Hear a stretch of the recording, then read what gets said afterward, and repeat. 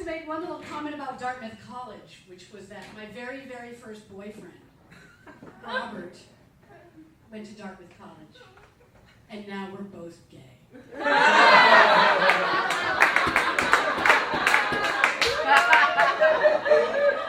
But he showed me, he's a doctor.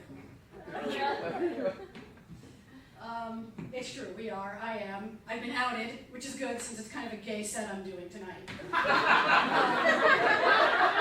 have no fear, straight people.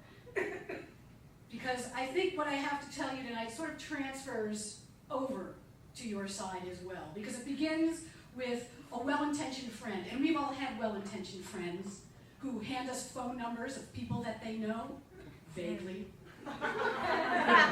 And with the caveat, well, I don't really know her, but she's Jewish, she's single, she wants to meet new people. Cool. So I did, because I'm single. And I figured, hey, what's a cup of coffee, right? So I call her, and she picks up the phone. She's like, hey, I'm very excited to hear from you. I really want to meet you, but I can't meet you this weekend. Now, she could have stopped there, but she didn't.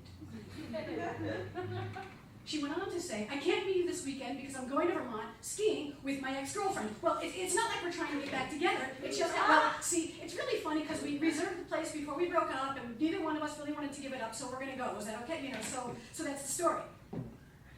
Now, she could have stopped there. But she didn't. Instead, she took me on a journey of their love. How her profile ended up randomly in her Match.com inbox. How on their first meeting over soy lattes, they realized they had so much in common, like their love for Provincetown and kayaking.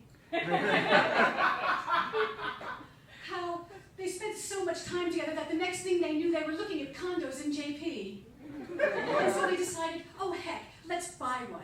And then they went to Angel right across the street and adopted a puppy. And then that's when their dream turned into the nightmare. That's when the fights began. That's when the infidelities started. That's when the breakup occurred. But that's also when they realized that what they had was so special that they were going to give it a second chance. A tragic, tragic second chance. And then the infidelities continued. The affair with the coworker happened. The custody battle over the dog. They decided the only way they can get over the chasm that was between them from the breaking of this trust was to put the river there. So they sold the condo in JP for far less than they paid for it. One of them moved to Somerville, the other to Roslindale.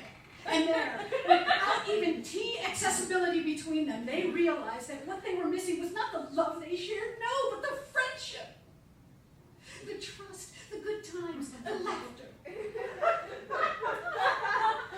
And so that's why they're going to Vermont together, because in order for both of them to be able to move on, to meet new people, and to perhaps even show up at one another's wedding, they were going to take this trip together and rebuild their foundation of friendship, and it was going to be so empowering.